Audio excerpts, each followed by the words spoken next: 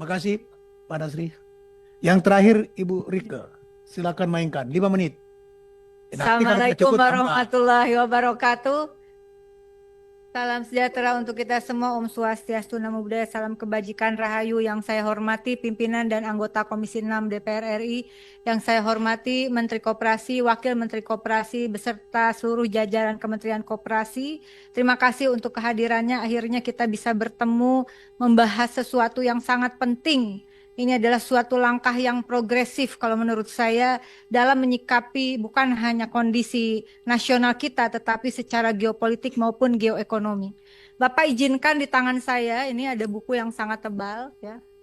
Ini adalah roadmap pembangunan pertama Indonesia yang disebut dengan Pola Pembangunan Nasional Semesta Berencana.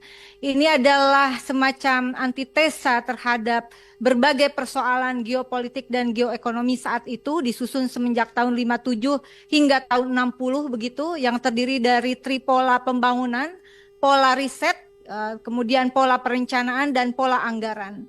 Di dalam roadmap pembangunan semesta berencana ini ada beberapa postulat yang sangat penting menurut saya.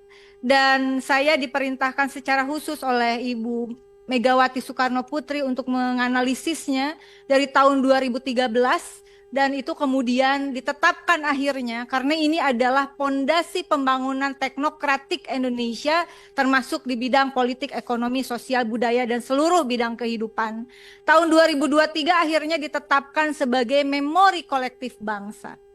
Saya membaca sesuatu yang sangat penting dan nanti terkait dengan koperasi, bahwa di dalam konsep ini dalam sistem sudah otonomi daerah, berarti sama dengan saat ini. Ya, kita pernah sentralistik, tapi sebelumnya pondasi kita adalah roadmap pertama pembangunan Indonesia adalah desentralisasi dalam perspektif NKRI, otonomi daerah dengan memperkuat democratic rural development. Oleh sebab itu desa menjadi sangat penting, pembangunan desa menjadi sangat penting, dan salah satu hal yang menjadi marwah dari pembangunan desa itu adalah di dalam arsip yang sangat penting ini adalah koperasi desa harus didirikan di setiap desa. Itu sudah ada arsipnya. Nanti boleh kita sharing dan boleh kita diskusi, Bapak. Sehingga menurut saya peran desa kita sepakati bersama menjadi sesuatu yang sangat fundamental di dalam kehidupan berbangsa, bermasyarakat, dan bernegara hari ini dan di masa yang akan datang. Saya orang yang sangat concern terhadap desa, sehingga disertasi saya juga membahas tentang desa, khusus tentang desa, khususnya pendataan Indonesia berbasis data desa yang presisi, yaitu aktual, akurat, dan relevan. Di halaman 225 ini saya buktikan, Pak, ya. Ini model bukunya kayak gini. Koperasi itu harus dibangun di setiap desa. Di sini sudah ada.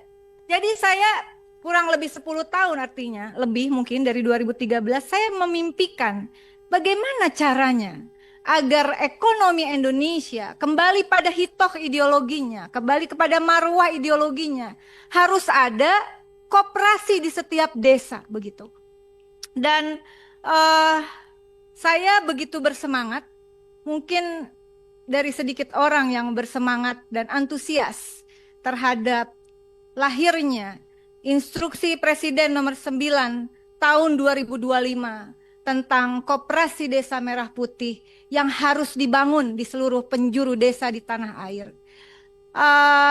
Ada kekhawatiran pasti, tetapi menurut saya ini momentum yang tepat dengan desakan geopolitik dan geoekonomi. Dan alhamdulillah kemarin 25 Mei 2025 Presiden Prabowo telah melakukan suatu kesepakatan penting babak baru dalam kerjasama RI Tiongkok. Ya, ini juga nanti barangkali ada korelasinya. 12 MOU kurang lebih terkait penguatan industri, kemudian juga ekonomi, sosial, budaya. Pastinya ke depannya saya berharap ini juga memperkuat koperasi desa. Nah, kemudian di dalam saya ingin kita mengetahui bahwa ada arsip penting ini, begitu. Dan Ibu Megawati secara khusus selalu menekankan bahwa kedudukan dan peran koperasi. Pertama adalah alat untuk melaksanakan ekonomi Pancasila. Kedua, sebagai sendi kehidupan ekonomi bangsa. Dan terakhir adalah dasar untuk mengatur perekonomian rakyat. Koperasi, khususnya koperasi desa, adalah suatu instrumen untuk memenuhi amanat konstitusi tercapainya 5 hak konstitusional rakyat. Hak kesejahteraan rakyat, pertama adalah terpenuhinya hak rakyat atas sandang, pangan, dan papan. Kedua, terpenuhinya hak rakyat atas pendidikan dan kebudayaan. Ketiga, kesehatan, pekerjaan, dan jaminan sosial. Keempat, kehidupan sosial, perlindungan hukum, dan HAM. Dan yang kelima adalah terpenuhinya hak rakyat atas lingkungan hidup yang baik, aman, dan nyaman. Di dalam arsip ini juga dikatakan, saya sebenarnya hanya mensummary apa yang disampaikan oleh teman-teman terdahulu. Kekhawatiran soal pembiayaan. Di dalam arsip semesta berencana dikatakan, pertama, pembiayaan yang bersumber dari pemerintah. Jadi boleh, Pak. Bukan tidak boleh. Pembiayaan yang bersumber dari pemerintah atau badan usaha didasarkan pada asas membantu untuk menolong diri sendiri. Istilahnya disebut to help the people, to help himself. Jadi, biaya dari negara dikeluarkan, tapi kurang lebih untuk meningkatkan penguatan pemberdayaan. Yang kedua adalah tahap awal pembiayaan harus fokus pada pengembangan usaha. Prioritas pada 3 sektor, produksi, distribusi, dan industri. Catatan pentingnya, pembiayaan itu tidak untuk pembangunan fisik. Pembangunan fisik, prinsipnya ini sangat penting, Pak Menteri. Prinsipnya adalah optimalkan apa yang ada. Tadi beberapa teman termasuk lahirnya Undang-Undang Resi Gudang, melahirkan gudang-gudang yang nggak kepake. Kemudian yang ketiga,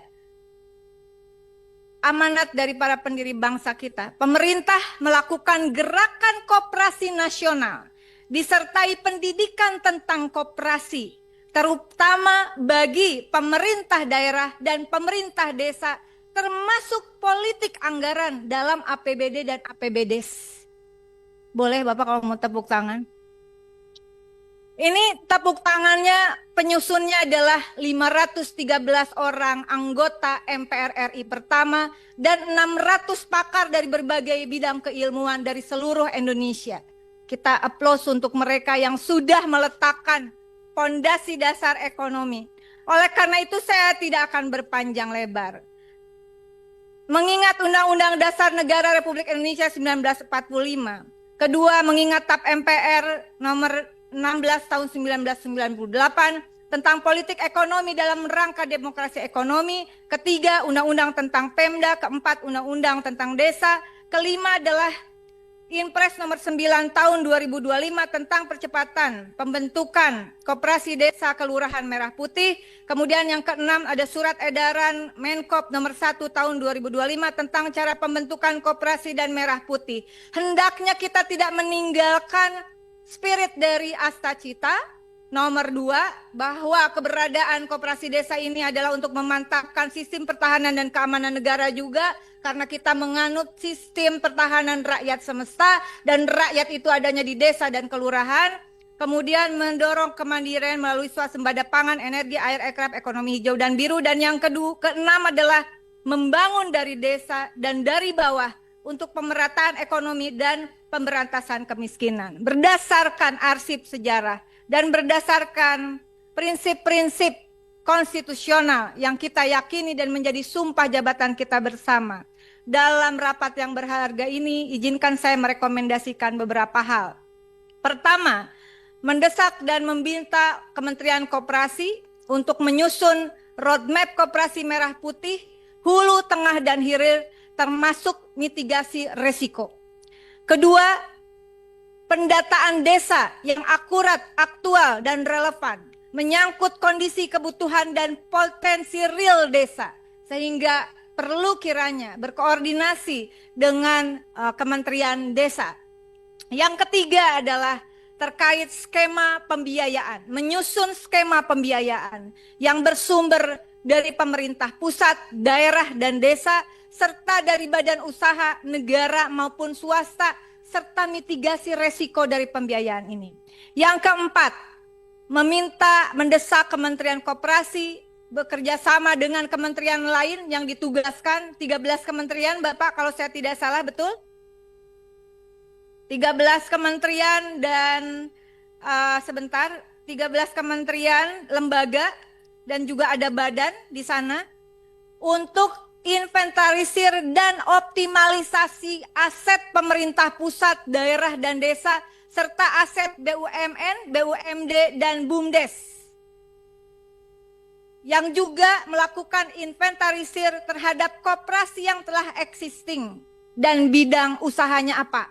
Sehingga ini tidak terjadi bentrokan-bentrokan atau bisa diminimalisir lah konflik di bawah ini. Yang kelima adalah mendesak Kementerian Koperasi fokus usaha koperasi sesuai dengan amanat para pendiri bangsa kita. Di bidang produksi, distribusi, dan industri. Terutama 5 bidang industri yang menjadi penting juga produksi dan distribusinya, yaitu pertama, sandang, pangan, dan papan. Kedua, energi khususnya energi terbarukan. Ketiga, bahan baku industri. Keempat, farmasi dan obat-obatan tradisional, serta pariwisata. Keenam, mendesak Kementerian Koperasi untuk melakukan harmonisasi peraturan perundang-undangan yang berkorelasi dengan pembentukan dan penguatan koperasi, termasuk evaluasi terhadap draft perubahan Undang-Undang Nomor 25 Tahun 1992 tentang perkoperasian yang sedang dalam proses pembahasan dengan DPR. Perlu dievaluasi, kalau perlu ditarik lagi, tarik lagi, Pak. Apakah ini sudah secara sinkron? Sudah secara sinkron.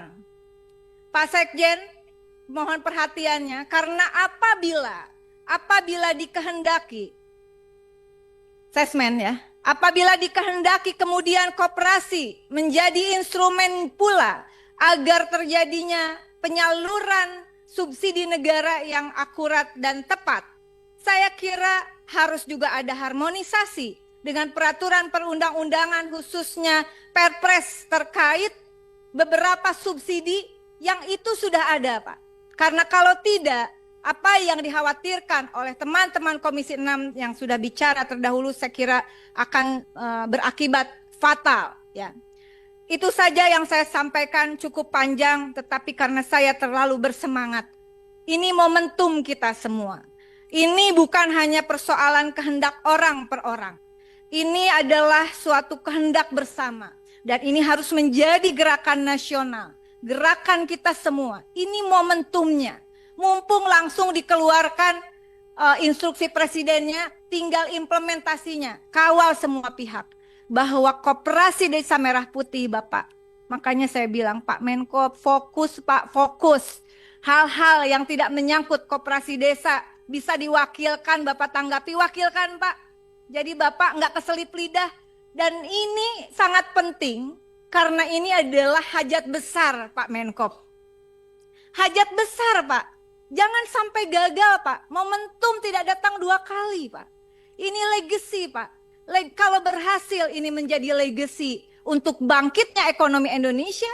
Kalau tidak berhasil, ini jajaran Kementerian Koperasi adalah orang yang paling bertanggung jawab dunia akhirat. Ya. Kalau ini sampai gagal. Betul Pak. Jadi mari kita bersemangat dan tolong terakhir tadi pesan juga dari Ibu Ketua, libatkan kami sebentar lagi reses dalam sosialisasi, setidaknya infokan Pak. Jadi kami bisa hadir untuk daerah-daerah pemilihan kami. Dan pribadi dari saya mohon pengawalan, saya sedang melakukan riset untuk Koperasi Desa Merah Putih berbasis data desa presisi di salah satu desa di Provinsi Bali. Di Bali. Terima kasih semuanya, selamat berjuang seluruh jajaran Kementerian Koperasi dan kita semua. Saya sangat antusias karena bagi saya ini harus menjadi legacy kita bersama karena kita sedang menjalankan hutang sejarah dari para pendiri bangsa yang harus kita lunasi. Terima kasih. Wallahul muwaffiq ila aqwamit thoriq. Wassalamualaikum warahmatullahi wabarakatuh. Pak Menteri tidak salah kan dari anggota terakhir kan? Cocok kan? Terima kasih, semangat. Iya. Saya kira tadi saya kasih waktu 5 menit digunakan cuma 3 menit. Iya. Silakan pimpinan Pak Andre. Terima kasih Pak. Baik Pak Nurdin, terima kasih. Teteh masih mau nambah teh? Ya. Masih mau nambah teh? Tutup, oke. Mik, Sih. mik. Ah. Baik Pak Ketua, Pak Nurdin, Pak Adi dan seluruh teman-teman Komisi 6, Pak Menteri tadi dan Pak Wamen senior